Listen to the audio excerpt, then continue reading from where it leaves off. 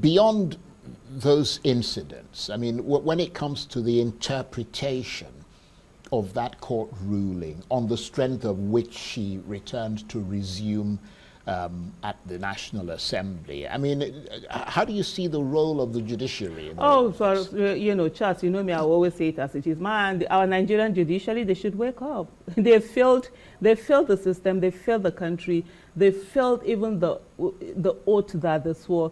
We today, the Nigerian judiciary that is supposed to be the last resort of the common man is now the plaything of corrupt politicians, and they are so brazen in the way that they show that off, and they don't care. They don't follow the rules. The same Senate that we see today, there were some also injunctions that were given to them to stop that proceedings in terms of suspending her. They didn't listen. They didn't bother. And we've had a situation whereby a lot of even institutions decide what rulings of the judiciary, of the courts that they're going to obey.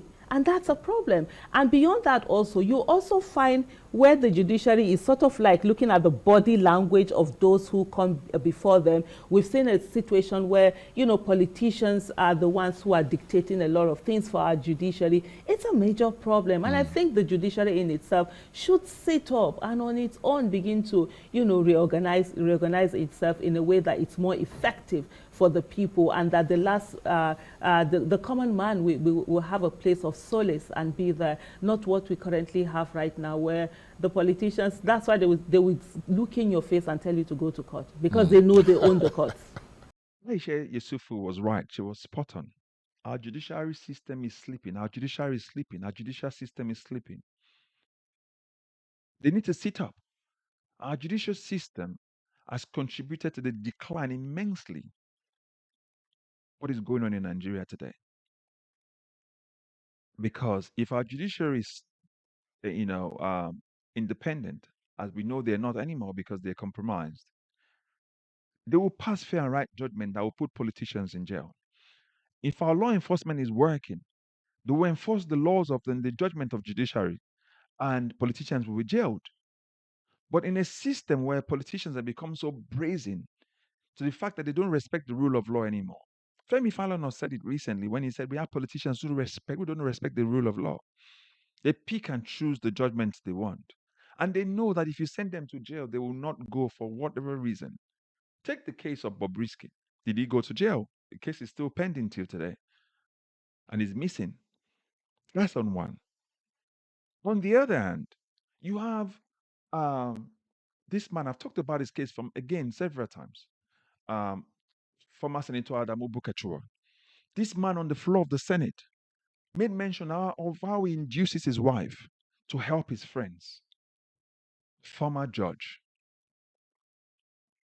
And that thing did not cause national outrage. And again, we would have expected that our MBA would have actually, reviewed most of the cases that this woman made judgment on, and obviously review them, especially those of politically exposed people and the associate. But guess what? Nothing happened. It's the kind of country we're in, where our judiciary is compromised and corrupt. Have you forgotten the case of Omoyele Sowore? How he mentioned that how judges will want to pass a judgment on his case, they'll get text messages and then they will just change the judgment. Or in a case where the judge said that he forgot his file at home. Have you forgotten that? That's where we are today, where the common man on the street cannot depend on the judiciary for fair and right judgment, where politicians have now induced judges. And that's why the politicians have become so brazen they can tell you to go to court because they know that the court is in their pocket. So let me explain to you some of the reasons why I think that our judiciary needs to sit up and how they've corrupted and have contributed to the decline of Nigeria. Take judicial corruption, some of the things I just mentioned right now. They've been compromised, they are bribed, judgment is skewed. So what happens in essence is the politician steals, he bribes the judge, somebody induces the judge and judicial officers, and the case just keeps going on and going on and going on. Nobody has ever prosecuted. How many politicians have stolen money you've seen they prosecuted? Have you looked at Yaya Bello? We're just on an endless spiral. Look at election rigging through the courts. Politicians rig election, they tell you to go to court, and judiciary certifies the kind of rigging they've done, and then they try to legitimize corrupt election rigging processes. Just imagine that. Look at the 2023 election. Look at elections before that. Judges deciding for Nigerians who their lawmakers will be, their president will be, their governors will be. Look at the case of Edo State. You know there was massive rigging, but again, the judgment came to say, number one, the current governor won the election, where we know that it was massive rigging. Another way you can look at how the judiciary has contributed to the decline of Nigeria is these endless adjournments and delays. Somebody keeps bribing judicial officers, they keep adjourning the cases, or they never see the judges never see the case files. And even when the judges see the case file, they slow down the process, they adjourn it, they adjourn it, they adjourn it so that the person never sees the light, the case never sees the light of day. And that's why Nigeria is where Nigeria is today. Look at our rights as Nigerians. So weak. A policeman can just walk into somebody's house, arrest the person for no reason, not just cause, and gets jailed, quickly arraigned before a judge. Look at what happened to Scott Iguma recently. Our rights as citizens have become so weak because of our judiciary. Look at what happened to Omoyele Sowore recently. How they bundled him across 5 state lines and imprisoned him. This should not happen.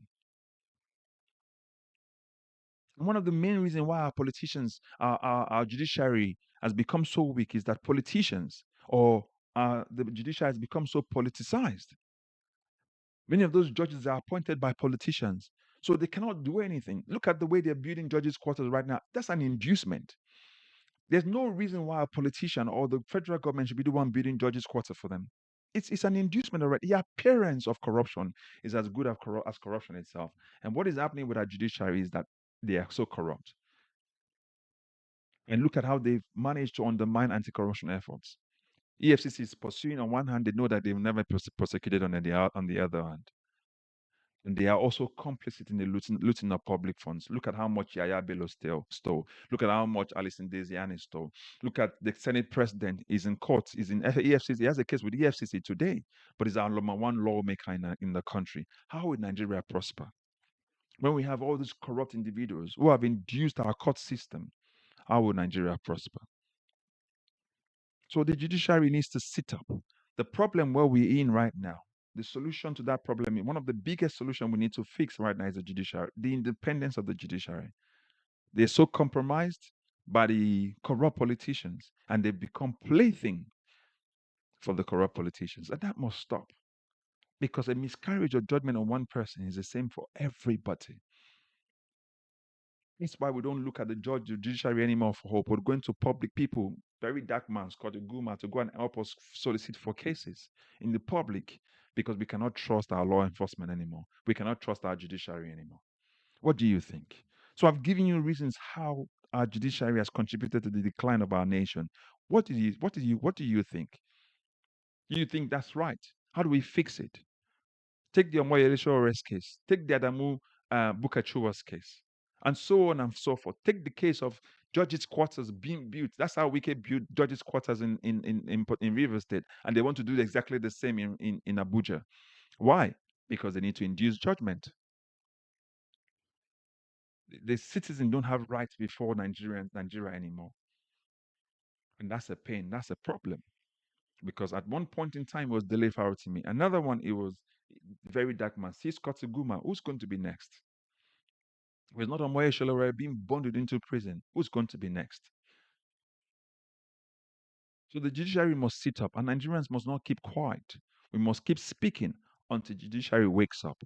So put your thoughts, put your comments in the comment section. Don't forget to like, share, and subscribe. And also remember to recommend this channel to others. We need to grow this channel together, and we need everybody to subscribe as much as you watch, please. And I will catch you up in the next video. God bless you. Bye-bye for now.